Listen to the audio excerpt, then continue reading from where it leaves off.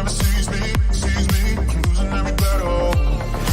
No one ever sees me, I'm losing every battle. No one ever sees me, I'm losing every battle. Can somebody save me, I'm losing every battle.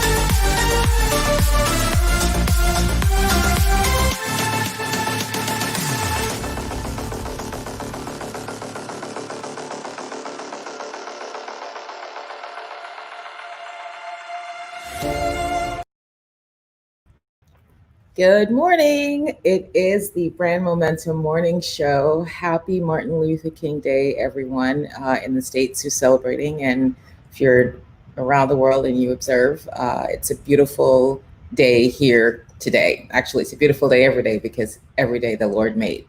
So as you're coming in, say hi. Let me know that you're here. If you have never commented on the show before, you're going to want to give StreamYard permission to use your name, and that's how I can see and address you by name. So again, welcome and good morning. So we are continuing our series of breaking through resistance, and it's so important that we look for the evidence of how we have been breaking through. Right. So I want you to start to take note of, normally I would do this, but since having this information steeped into me every single day by faith, I'm noticing a shift. I want you to start thinking about where you're starting to see some shift and to celebrate that, because that is how you continue. That is how you keep that momentum. You celebrate the small wins. Good morning, beautiful Melody Dixon. How are you, my love? Good morning, Amber. Thank you so much for joining. So let's get into the reading. So today we are on what it looks like to be a professional. And what Steven Pressfield is talking about in the book is that the difference between being a professional and being an amateur is that amateurs let resistance get the best of them, and professionals find ways to mitigate that and to go through. So let us read. A professional self-validates. An amateur lets the negative opinion of others unman him. He takes external criticism to heart, allowing it to trump his own belief in himself and his work. Resistance loves this. Can you stand another Tiger Woods story? With 4 holes to go on the final day of the 2001 Masters, which Tiger went on to win, completing the all 4 majors at one time slam, some chucklehead in the gallery snapped a camera shutter at the top of Tiger Woods' backswing. Think about that. The backswing means he's up here. So as he's, and getting that swing perfectly aligned is so key. So he's in motion and somebody snaps a camera and he hears the shutter go off. So that was very distracting and just like such not the right thing to do. So Tiger was able to pull up in mid-swing and back off the shot. But that wasn't the amazing part. After looking daggers at the malefactor, like gave him the side eye, Tiger recomposed himself, stepped back to the ball, and striped it 310 yards down the middle. That's a professional. It's a tough-mindedness at a level most of us can't comprehend, let alone emulate. But let's look more closely at what Tiger did rather than what he didn't do. First, he didn't react reflexively. He didn't allow an act that by all rights should have provoked an automatic response of rage to actually produce that rage. He controlled his reaction, he governed his emotion. Second, he didn't take it personally. He could have perceived this Shutterbugs act as a deliberate blow aimed at him individually with the intention of throwing him off his shot. He could have reacted with outrage or indignation or cast himself as a victim. He didn't. Third, he didn't take it as a sign of heaven's benevolence. He could have experienced this bolt as the malice of the golfing gods, like a bad hop in baseball or a linesman miscall in tennis. He could have groaned and sulked or surrendered mentally to this injustice, the interference, and used it as an excuse to fail. He didn't. What he did do was maintain his sovereignty over the moment. He understood that no matter what blow had befallen him from an outside agency, he himself still had his job to do. The shot he needed to hit right here, right now. And he knew that it remained within his power to produce that shot. Nothing stood in his way except whatever emotional upset he himself chose to hold on to. Tiger's mother, Clotilda, is a Buddhist. Perhaps from her, he learned compassion and to let go of the fury of the heedlessness of an overzealous shutter clicker. In any event, Tiger Woods, the ultimate professional, vented his anger quickly with a look, then recomposed himself and returned to the task at hand. The professional cannot allow the action of others to define his reality. Tomorrow morning, that critic will be gone, but the writer will still be there facing the blank page. Nothing matters but that you keep working. Short of a family crisis or the outbreak of World War III, the professional shows up ready to serve the gods. Remember, resistance wants us to concede sovereignty to others. It wants us to take our self-worth, our identity, our reason for being on the response of others to our work. Resistance knows we can't take this on. No one can. The professional blows critics off. He doesn't even hear them. Critics, he reminds himself, are the unwitting mouthpieces of resistance, and as such can be truly cunning and pernicious. They can articulate in their reviews the same toxic venoms that resistance itself concocts in our heads. That is their real evil. Now that we believe them, but that we believe not that we believe them, but that we believe the resistance in our minds for which critics serve as an unconscious spokesperson. The professional learns to recognize envy-driven criticism and to take it for what it is, the supreme compliment. The critic's hates most that which he would have done himself if he had the guts. Amen and amen. Let us unpack. Let's see what Amber says here. Amber says she's got all of her art stuff organized and her t-shirts and paint ready for tonight. Wow.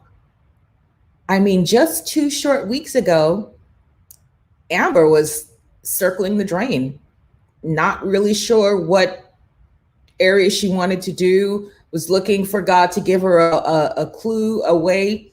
The clue and the way came in the form of this show. Amber has since been a loyal viewer. And look, going from circling the drain, not having a path or a direction, to having her stuff organized, t-shirts, paint on hand, ready to go. Amber, you go. I am hand clapping you. Everybody give Amber a hand clap. That is phenomenal. Good morning, Bonita. Just finished watching an MLK celebration. Yes, I'm sending out today in my newsletter, my email newsletter, the full, I may do both, the full transcript of the I Have a Dream speech. I don't know if anybody's have actually read the entirety of the words. If you haven't, wait for the email. If you're not on my email, drop your email. I'll make sure you get on. It is worth seeing and saying. I mean, as I was reading it aloud to myself, it just struck me to such a core. It's just like, wow, What a beautiful, beautiful, beautiful speech. So that's coming in my email. Thank you for what you do, Amber. It's my joy. It's my pleasure. It's my calling. It's the anointing on my life. It is what I must do.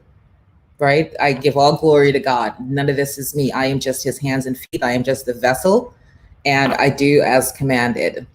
Yes. So let's unpack all of that. Are you a professional?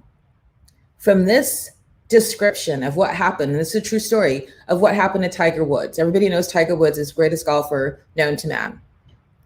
And he is going for the Masters is like the pinnacle. It's the ultimate. It's like the Oscars in golf. And he is set up mid-swing, and somebody willfully, intentionally does something to distract him. And what Steven Pressfield goes on to illustrate is that he could have just spiraled. He could have spiraled and got mad. I mean, listen, he's human. He did give him the side eye, right?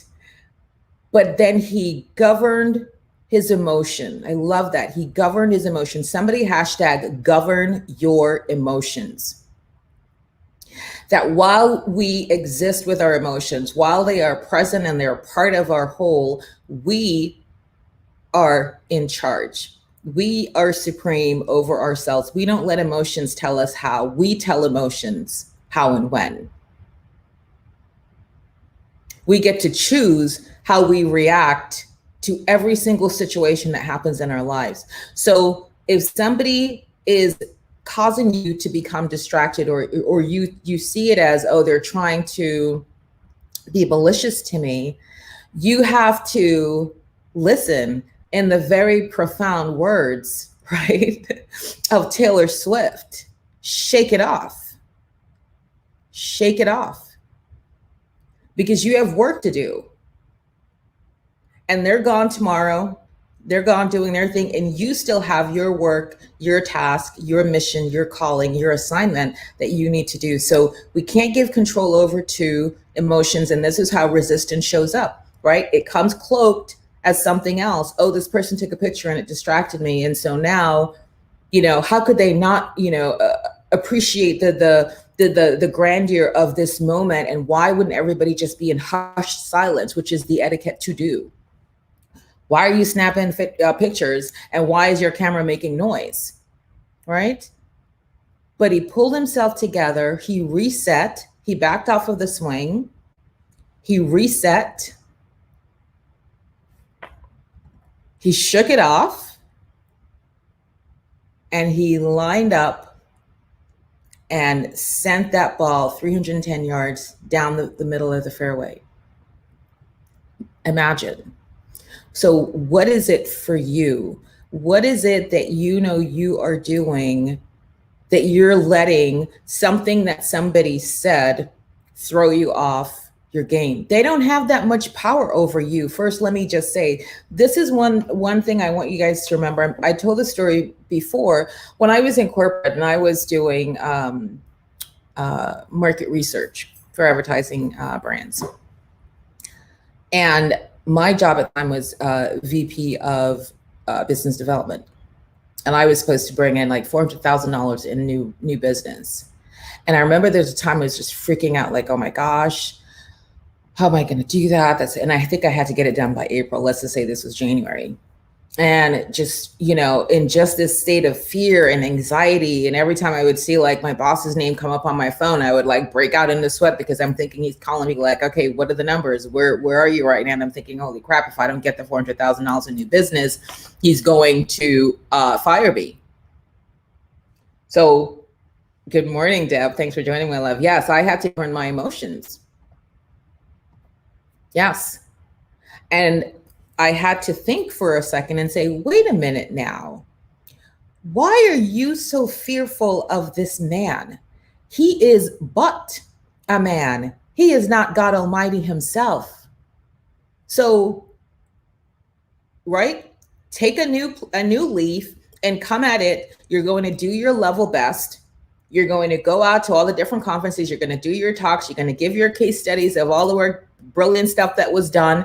And you're going to make these connections and get proposals written and done.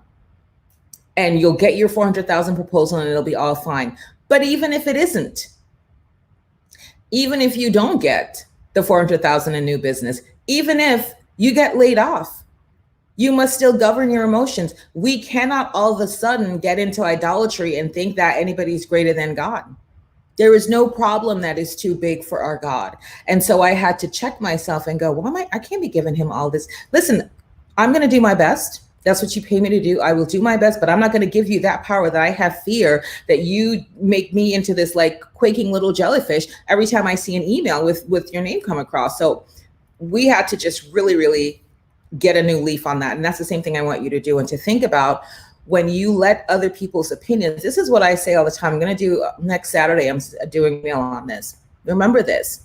Nobody's opinion of you ever cut you a check. Nobody. You'll have people who have all kinds and all sorts of opinion on what you're doing, how you're building your business, how you're building your brand, how you're moving forward in your path, you're calling to be the CEO of you, to impact millions across the world. They will have the most to say. And if you recall, at the end, it talked about you have to be able to distinguish what is critical and jealous commentary. Because when people are so infinitely critical of you, it's because you are shining a light on the fact that they're still sitting on the couch, catching up on shows, not doing too much. And so because your light is shining so brightly and they can see themselves now clearly in the mirror, like, wow, look at Melody. Melody, has a full-time corporate job, but my gosh, she's always doing stuff with her pro event planner stuff. Like, somebody could go, oh, look at her. She just never satisfied, trying to do too much, because it's showing, well, you don't have a corporate job. You barely have a part-time job, but there you are still sitting on the couch. So they will use the fact that they feel put upon, that their own kind of lack of motivation, lack of drive, lack of purpose is showing too brightly. And they try to deflect that in the form of critical commentary to you. You must remain unbothered. Somebody hashtag remain unbothered. Remain unbothered. They have no words for you. They have no words for you. If they are not in the same place or significantly further along than you are, they can't talk to you. Last night I was on Clubhouse, and so for those of you who maybe you've heard of Clubhouse and you're not really sure if it's something that you would do, here's what I always do. And this is my tip for you. Get in, sign up for an account. It's by invitation only. So even if you put an account, somebody's got to invite you in. And but when I put my name in, I hadn't even heard about it before. Somebody was like, oh, you on Clubhouse? And I was like, what's a Clubhouse? Anyway, some person I don't even know, like, pulled me to the front and got me in. So you'll get in for sure. It may take a little bit, but you get, so at least secure your username. And let me just say, it's like yes, remain unbothered. I love it. You remember the party line? You guys remember party line? Way back in the day? That's kind of what I use the analogy. It's like a party line for business because it's audio. There's no posting, there's no graphics, there's no nothing. They have rooms about a million different topics, and you find the title of the room or what the conversation is happening, and you decide that you want to join in, and you click on it and you can listen in, so you actually hear people speaking. There's some rooms, I've been in rooms where there's like 850 people in one room. I've been in rooms where there've been 4 people. So it just depends. So this is my counsel to you. Get in, don't get overwhelmed. Get in, but don't feel like you have to do anything straight away. Be strategic about it. So when I go on there, because I realize how very quickly you can get sucked into these rooms and these conversations. I remember once I was on for 3 hours. I'm like, wait a minute now, what did I just do? I found myself in some room with some woman who was talking about, Jesus is on the hotline. And I was like, why did I even end up in this room? I mean, I know I saw Jesus and I was like, oh, I want to hear what they're talking about. then it got into like a whole different thing on readings and whatever. I was like, peace out. So get in. Don't feel overwhelmed. Don't feel like you've got to get on there for hours, and you want to be strategic. So I jumped on last night. So Sunday nights, I try to do it. Like when I'm spending time in the office and I'm creating my graphics for the week, or I'm planning for the week, I'll just, find a room and hop in, and then it's on speaker so I can hear what's going on. So I was in a room and there was a woman, she is a multi 8-9 figure coach who helps people build online businesses. And the conversation, she had like Grant Cardone in her room. She had Chris Winfield and Jen Gottlieb in there. And so listen, when you find somebody who is doing exactly what it is that you want to do, what you need to do is grab your notepad and a pen and just start taking notes and follow where they go. That's it. I saw Chris and Jen in the room. I'm like, I don't need to know nothing else about this. If Chris and Jen, who run a multi-million-dollar media PR business, are in this room, you don't need to tell me nothing more. I'm good. I'm coming in. And that's what I did, because I hadn't heard of this woman before. But the conversations went on, and we're talking about COVID, and she said something about, when COVID hit, and how, had to sort of like switch around a little bit and do different business models. She said that they were losing $2 million a month. I said, I am so in the right place, because if you're in a room where somebody who's talking about losing 2 million a month, that means you had to have been getting in more than 2 million a month to be talking about losing 2 million. And how I was like, yep, this is where I want to be. So you want to be strategic about the rooms that you go in and how you spend your time, right? So my name on Clubhouse is @FaithJames. So if you go in, get in. If I see you, I will let you in, because I have credits that I can let people in. But so you want to just really be focused in on how you spend your time and who you spend your time with. So if it's not somebody, like, let's just say it was this woman who was talking about she was losing 2 million a month. If she had a quote unquote critical commentary for me, I'm going to listen. Why? Because obviously she's built a very successful multiple 7-8-figure businesses. Yes, give me some critical feedback. You who are not doing that, don't want to do that, have no intention of trying to learn how to do that, can't tell me nothing. That's just it. So critical feedback is good. You just have to be very focused on whose critical feedback am I going to take in and absorb. Not from the people who are just watching you from the sidelines and have a critical comment, because it's like, what does she think? She's some painter? What does she think? She's Picasso? Do you run the Louvre? Do you have a showing at the Smithsonian? If you don't have anything like that, you can't talk to me. You have no words for me. Yes, this is what we need to do. So you don't let these distractions, these things that come upon you, completely make you melt down. Professional, you gather yourself, you stay focused on the goal. Okay, what is this thing that I was intending on doing? And let me go after that. So that's what I want you guys to focus on for today.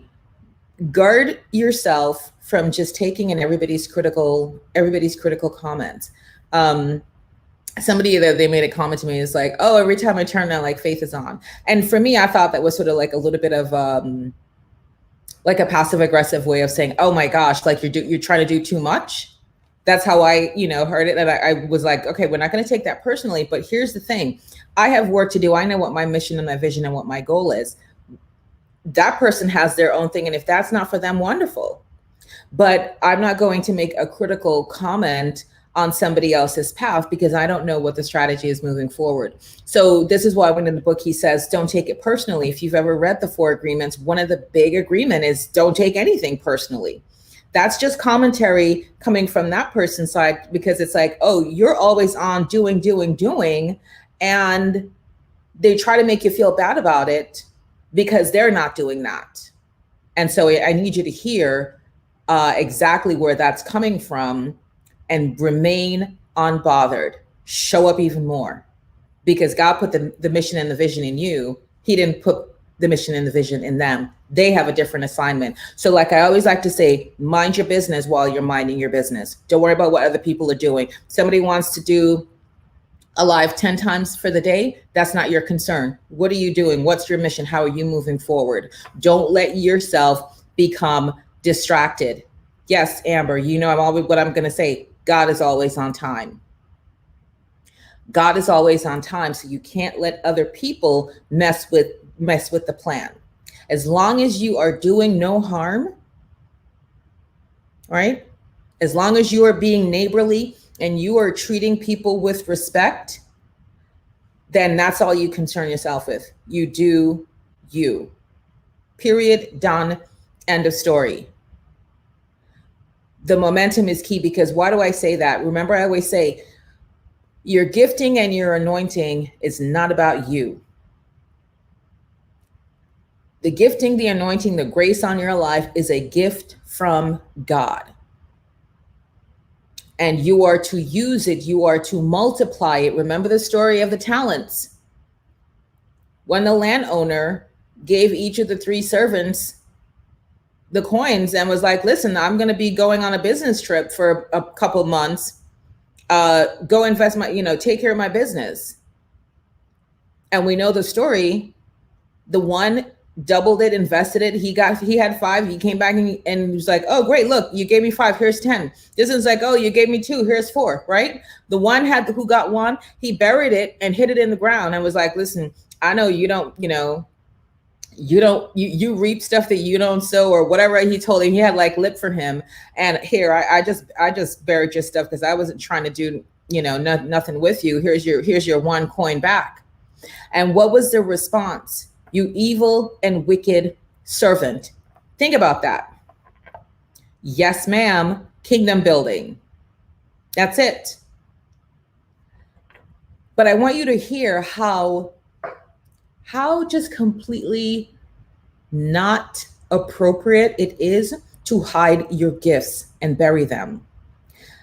You wicked and evil servant. It wasn't like he stole the money. Right? I could understand that.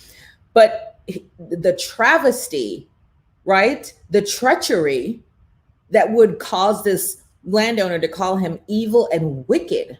He didn't kill anybody. But what did he do?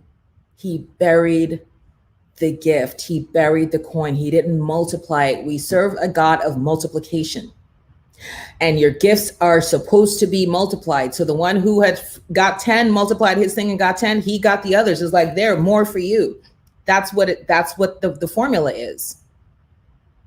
So you can't let distractors, you can't let resistance and her ne'er-do-well cousin procrastination. You for sure can't let good time Tina distract you and take you off your game, because God himself is watching what you're doing with the gifts that he's given you. And Scripture already tells us what the game plan is. Don't bury it. Don't hide it. Multiply it. Somebody hashtag multiply your gifts. Multiply your gifts. I'm going to leave you with this. Always be in a posture of asking, of seeking counsel from God himself. If you don't know what you're supposed to be doing, you're not really sure, just say it. God, I'm just asking you to help me find my path and my purpose. That's it. The minute you call on God's name and ask for direction, he is rushing into you. Rushing, not walking. He is rushing into you. Amber, did you really? Good time Tina tried to call me this weekend and I told her, no, ma'am, I'm working. Listen, we must be so aware of the good time Tinas in our lives. That's just resistance coming in another form, because it's like, what? Amber trying to do something brand new? She's trying to be like this artist, this creative artist. Now she's designing stuff. Let's send good time Tina to get her off that, because that's no good. Remember, resistance only comes for you when you're moving from a lower vibration up to a higher order. If you're just hanging out, watching shows, not doing too much, kikiing on the phone with your girlfriends, there's no resistance coming for you. You're like, oh, look at Amber. She's wonderful. She's a beautiful person. Look at her kikiing with her girlfriends, killing all kinds of time, wasting time. That's great. No resistance bothers you. The minute you're like, you know what, let me go get those paintbrushes and let me go find all of my art supply and let me organize it so I can find the brushes, the 3-inch brushes from the 2-inch brushes, from like the watercolors to like, you know, the oil paints. Listen, resistance and his crew are mounted up. They are riding out. They're coming for you. They'll send Good Time Tina. They'll send some person to take a snap, you know, like with Tiger Woods' story, to distract you so you can lose, so you can get mad, so you can spiral back down and come back down into the pit of darkness. So we must be alert. We must be vigilant. We must be resolved that unless somebody is losing $2 million a month and they're telling you that you're not doing your business right because here's what's going on in my business, this is what I did, listen to that person. If they're not where you're trying to go, and hear me, if they're not even there yet, but they're trying to get there, then yeah, you can have a conversation with them. But if they are not trying to be about this life, if they're not trying to be on this CEO journey, if they're not trying to multiply their gifts for the greater good of the world and humanity, they have no words for you. In Jamaica, we say, honey, you can't talk to me. You cannot talk to me. You cannot talk to me. But I don't even see you. And it's not a matter of, oh, you're being better than or bougie or what, none of that stuff. See, that's how the resistance will come. It'll try to guilt you. Oh, I really should talk to Good Time Tina. But listen, there's a time and a place. There's a reason and a season. And you must be about your business. Resistance only comes to you when you're moving from a lower to a higher vibration. Yes, ma'am. Remember that. So the minute you mount up and you're saying, I'm going to do some good. Like even this morning, as I was getting, because, when I get on the show, I'm literally just rolling from one screen to the next. So my mastermind is at 9:30. That wraps I maybe have like sometimes 5 or 10 minutes to get on here with you guys at 10. So when I go to my mastermind, before I started doing the show, I was like in, casual, comfy, fleece, casual stuff, whatever. But now I'm rolling right into the show. I got to like pull myself together. So I have to be prepared, show up to the mastermind, ready to just click the switch, get on the StreamYard and go. This morning, resistance tried to come for me. It was like, oh, you see, I know why you committed to that now. Because look, now you have to like go curl your hair a little bit, even though it's not like completely, but you can see now you got to take time to do that. Now this, now that. And I was just like, oh, honey, Satan, get thee behind me. Because why? Now the show is building an audience. Now people are getting transformation, right? The mission of the show is inspiring to action. People are taking action. That means there's now creating a ripple effect. I've started a ripple effect in the world. Because who's Amber going to touch with her art? Who is Melody going to touch with her business when she decides, if she was at 11.7 after being in Brand Momentum Morning every day, she's like, nope, we're taking it up a notch. We're taking it up to 10. Another ripple effect. That's what resistance does. You must multiply your gifts. We serve a God of multiplication. I mean, did he take the 5 loaves and the 7 loaves and just made it 14 to feed 14 people? Thousands of people were fed. 5,000, 7,000. You don't get there by addition. You get there by a trajectory of multiplication. Exponential, quantum leap. That's what God's all about. So be that for you.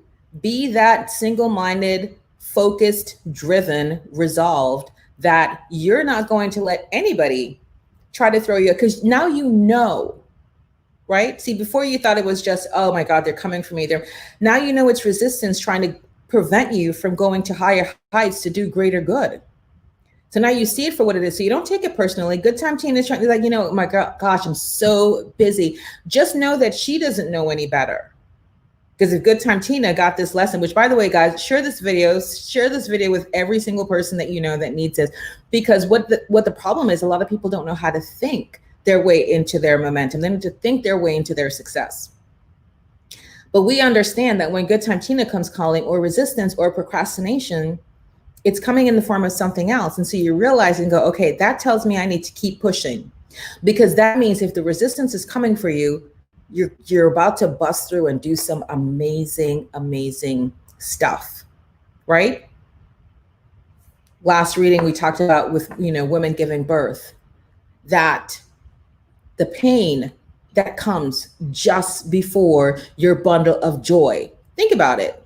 Yeah, you may have pain and suffering and discomfort and nausea and all that kind of stuff. It's just like, okay, it's kind of like low grade kind of stuff.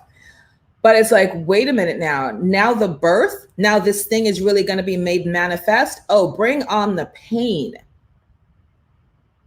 But when that baby arrives, it's like joy to the world. When your birthing of your idea, your vision, your dreams happens, it's going to be joy to the world. So just see the pain for what it is, just a part of the process. It's a signal. Let that be an indicator to you. You're getting to the next level. If it's getting more challenging, oh my gosh, that means you're just getting ready to like get to this next high level. So it's all good. It's all good. And I'm so excited for this series. So we're continuing on through the end of January. We're going to keep reading from this book. And in February, we'll do a different topic, and we'll be reading from a different book. So if you want to be a guest on the show, remember to send me an email. Email me, faith@faithjames.com. And it doesn't mean you don't have to have an offer or anything that if you do, wonderful. But if you have a story that you want to share of how you have been breaking through your own resistance, of how you do this or that to help keep you going, then I want that to be a resource as well for the audience, because everybody learns differently and everybody takes a little bit from every other person's story. So I just want this to be, a fountain of just inspiration. I want this to be where people come and they drink from the well of inspiration and they leave feeling refreshed, revived, restored, and ready to go out. So it's a beautiful day because the Lord himself made it. And what are we going to do? We're going to rejoice and be exceedingly glad in it. Go forth and multiply. Go forth and showcase your gifts. If you haven't recently introduced yourself to your people, because don't forget, more people connect with you. You meet somebody here, they send you a friend request. Remember that they don't know what you do and what you're all about. You know that song that Jay-Z says, my name is Hove. He's allow me to reintroduce myself. Reintroductions are your friend. Reintroduce yourself. Like that's one of the things they do on Clubhouse so you come in and maybe there's 10 people in the room, then all of a sudden, because you'll just see the faces pop in, 5 more people join, 6 more people join. They weren't a part of the conversation before. So the moderator always says this. You'll hear them say this. Okay, let me reset the room. That means I'm going to reintroduce again the topic. I'm going to reintroduce again myself. I'm going to reintroduce to you what is a question that I want you to answer when you come up on stage. So when they reset the room, it's for the benefit of the new people. So I want you to reset, right? Reset your own brand, reset your own introduction. You've got new people in your timeline. You've got new people who are connecting with you. Reintroduce yourself. And remember, go forth and multiply. So with that, my lovelies, I'm going to bid you farewell and adieu. It's a brilliant day. Go make magic. And I will see you guys on the next episode. Take care, everyone. Bye-bye.